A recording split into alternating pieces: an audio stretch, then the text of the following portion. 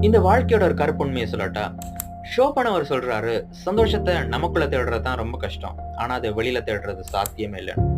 ஏன்னா, நம்மளோட சந்தோஷத்துக்காக நாம பொறுப்படுத்திக்க விரும்பல. அதுக்காக நம்ம கஷ்டப்படணும், உழைக்கணும். எங்க மூலமா சந்தோஷத்த தேடுறதுன்றது ரொம்ப ஒரு வலிய தரக்கூடிய ஒரு ப்ராசஸ் அது.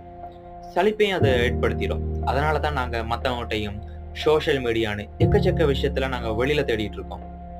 அதோட பணத்தால ஒட்டுமொத்தமா சந்தோஷத்த தர முடியாதுன்னு நமக்கு தெரியும்.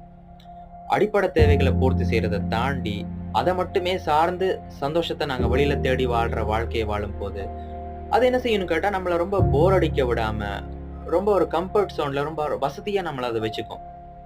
இதுல இருக்க ஒரு மோசமான விஷயம் என்னன்னா, கடைசி வரைக்கும் நம்மகிட்ட நாம சந்தோஷத்த தேட முடியாம போன வலின்றது எப்பவுமே அது இருந்துட்டே இருக்கும். ஆனா, இது எல்லாமே வந்து அந்த வலிய தெரிய விடாம ரொம்ப நம்மள ஈஸியா வச்சுக்கும்.